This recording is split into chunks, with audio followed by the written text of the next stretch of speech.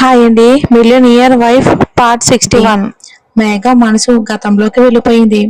ఒక గదిలో తనపై జరిగిన భయంకర పరిస్థితులు తప్పించుకోవడానికి చేసిన ప్రయత్నాలు, ఆ తర్వాత పోలీసుల రాక అన్నీ గుర్తొచ్చాయి.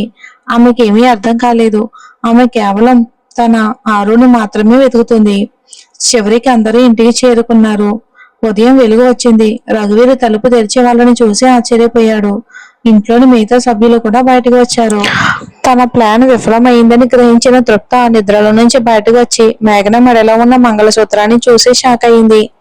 ఆమె ఊహించినది మేఘన గ్రామం నుండి వెళ్ళిపోతుందని, లేదా ఏదో తీవ్రమైన నిర్ణయం తీసుకుంటుందని. కానీ ఇక్కడ పరిస్థితి పూర్తిగా భిన్నంగా ఉంది. అరవింద్ తన మామయ్యతో, మామయ్య నేను మేఘనతో పెళ్లి చేసుకున్నాను అని చెప్పాడు. ఆ తర్వాత జరిగిన విషయాలు ఆయనకు అన్ని వివరించాడు. మామయ్య అరవింద్ భుజంపై చేయి వేసి అతని నిర్ణయాన్ని సమ్మతి తెలిపారు. కానీ తృప్త మాత్రం మేఘనను కోపంగా చూస్తూ, అరవింద్, ఈ మెడలో ఉన్న దారాన్ని తీసేయ్, నేను ఆమెను ఇంటి కోడలుగా అంగీకరించలేను అని అన్నారు. అరవింద్, ఈ అమ్మాయిని నేను నా కోడలుగా ఎప్పటికీ అంగీకరించను. ఈ మంగళసూత్రాన్ని తీసేయ్, చారుతో పెళ్లి చేసుకో, ఆమెనే నా కోడలుగా చూడాలి అనుకుంటున్నాను అని తృప్త అన్నారు. ఆమె మాటలు విన్న వాళ్ళందరూ అసహ్యంగా చూశారు. మేఘన తనపై పడిన అన్యాయాన్ని తలుచుకుని బాధతో తల్లడిల్లింది.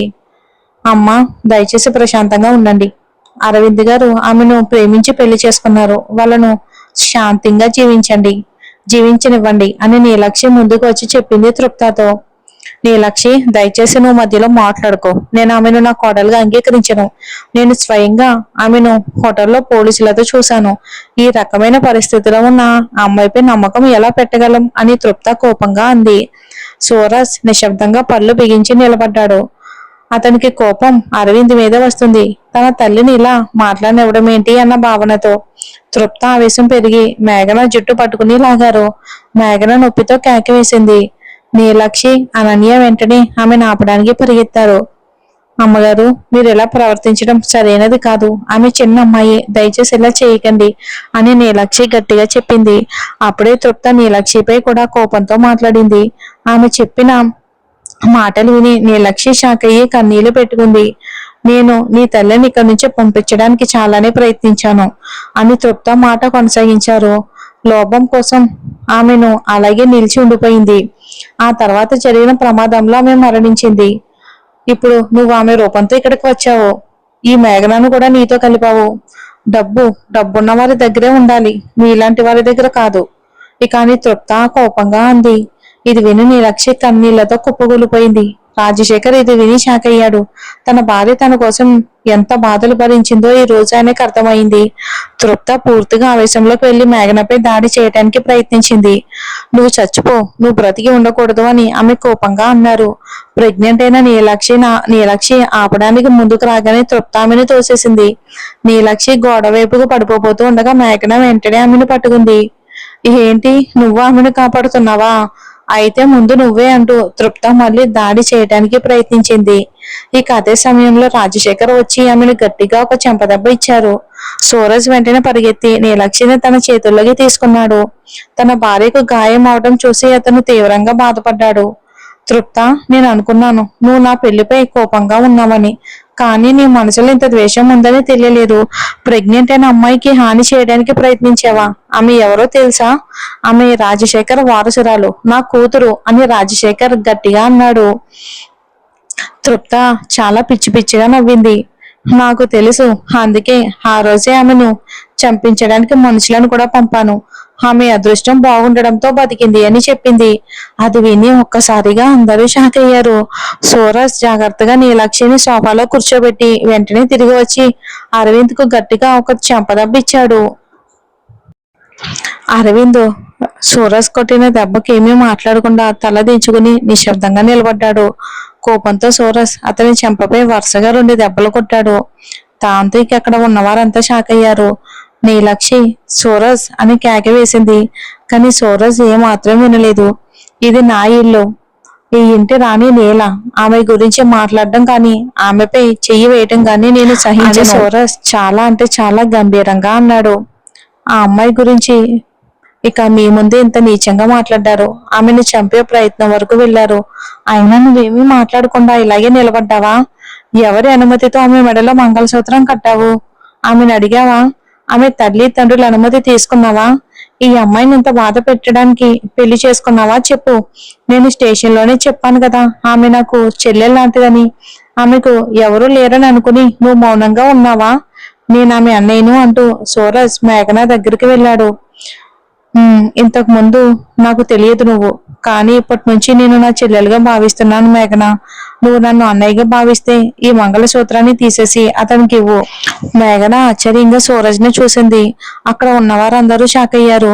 కొత్తగా కట్టిన మంగళసూత్రాన్ని చూసి ఆమె కళ్ళల్లో కన్నీళ్ళు ఆగలేదు. ఇక నీలాంటి భయపడే మనిషితో నువ్వు సుఖంగా ఉండలేవు. వీళ్ళు నీ జీవితాన్ని నాశనం చేస్తారు. నన్ను నమ్మితే ఇది తీసేసి అతనికి ఇవ్వు అని సూరజ్ గట్టిగా అన్నాడు. నీలక్ష్య భయంతో చూసింది. సూరజ్ అని ఆమె బాధగా అంది. రాజశేఖర్ కూడా మద్దతుగా అన్నాడు. చెప్పింది సరైనదే. సూరజ్ తన నిర్ణయంలో స్థిరంగా ఉండి చేతిని ముందుకు చాపాడు. అరవింద్ నిశ్చలంగా చూస్తున్నాడు. మేఘ కన్నీళ్లు తుడుచుకుంటూ కళ్ళను బిగించి మూసుకుంది. కొద్దిసేపటికి తర్వాత తల్లి తండ్రులను గుర్తుకు చేసుకుని మళ్ళీ కళ్ళను తెరిచింది. కంపించి చేతులతో మంగళసూత్రాన్ని తాగింది. అప్పుడే అరవింద్ ఆమె చేతిని గట్టిగా పట్టుకున్నాడు. ఈ మంగళసూత్రం నా ప్రాణం ఉన్నంత వరకు నీ మెడ నుంచి తీయలేరు. ఇప్పుడు నువ్వు నా భార్యవు. ఇది చట్టపరంగా కూడా నేను ఒప్పుకోను. మిసెస్ అరవింద్ గా మారిపోయావు అంటూ అతను ఆమె చేతిని పట్టుకుని తృప్త దగ్గరకు వచ్చాడు. మీకు మీ సంతానం కన్నా డబ్బే ఎక్కువ? నా కోసం, నా సంతోషం కోసం మీరు ఎప్పుడైనా ఏదైనా చేశారా? నిజంగా చెప్పాలంటే మామయ్య లేకపోతే నేను ఎప్పుడూ అనాథగా మారిపోయేవాడిని అని అతని గొంతు విరిగిపోయి కన్నీళ్లు రాలాయి. నాకు తండ్రి లేడని నేను ఎప్పుడూ అనుకోలేదు. ఎందుకంటే ఆయన నన్ను అలా చూసుకున్నారు. కానీ మీరు ఉండి కూడా నేను అనాథలా పెరిగాను. ఇంకా కూడా మీరు మీ స్వార్థం కోసం ఈ అమ్మాయిని ఎంచుకున్నారు. తెలుసా, ఆమె తన స్నేహితులతో కలిసి నాకు మత్తు ఇచ్చి వాళ్ళను నా దగ్గరకు అని చెప్పేలోపే మాటలు ఆగిపోయాయి. శరీరం వణిగిపోయింది. అతను మేఘనను బలంగా హత్తుకున్నాడు. అక్కడ ఉన్నవారంతా అతని స్థితిని చూసి భావోద్వేగానికి లోనయ్యారు. ఈ ఆస్తి, డబ్బు అన్ని మీరే ఉంచుకోండి, నాకేమీ వద్దు, కానీ ఇది మాత్రం కావాలి అంటూ మేఘన వైపుకు చూపిస్తూ అన్నాడు. తిను నా దగ్గర ఉంటే చాలు, దయచేసి ఇప్పుడు మమ్మల్ని జీవించనివ్వండి అంటూ చేతులు జోడించి వేడుకున్నాడు. తృప్త శిలలా నిలిచిపోయింది. ఇక అప్పుడే పోలీస్ జీప్ అక్కడికి వచ్చి అందులో నుంచి పోలీస్ అధికారి దిగాడు. సార్, ఇబ్బందికి క్షమించండి, ఒక ముఖ్యమైన సమాచారం ఇవ్వడానికి వచ్చాను అంటూ తన సిబ్బందికి సంకేతం ఇచ్చాడు. వారిద్దరు వ్యక్తులను పట్టుకుని తీసుకొచ్చాడు. వారిని చూసి తృప్త షాక్ అయింది.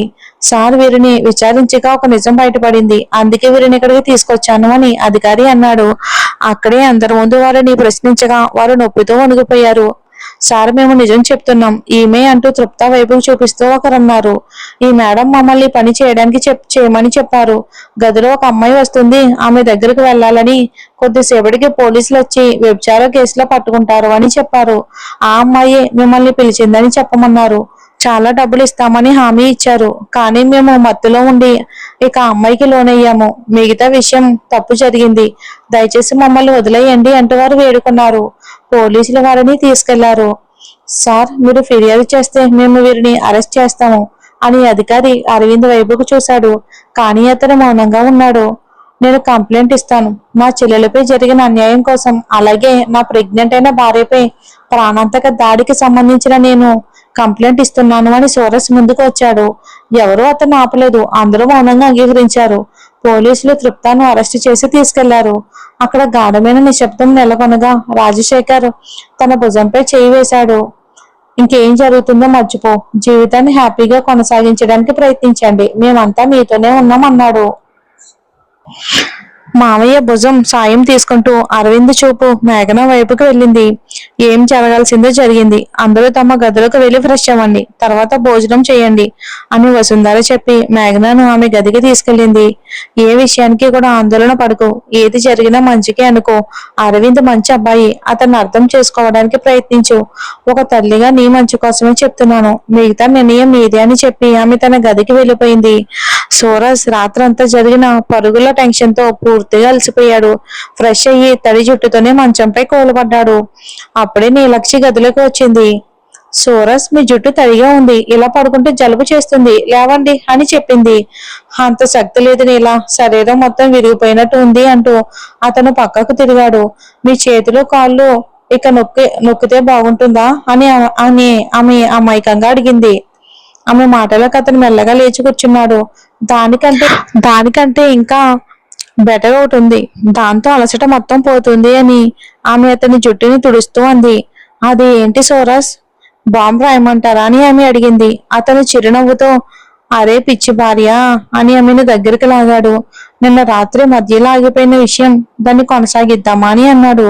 ఆ మాటలకు నీలాక్షి కొద్దిగా సిగ్గుపడింది.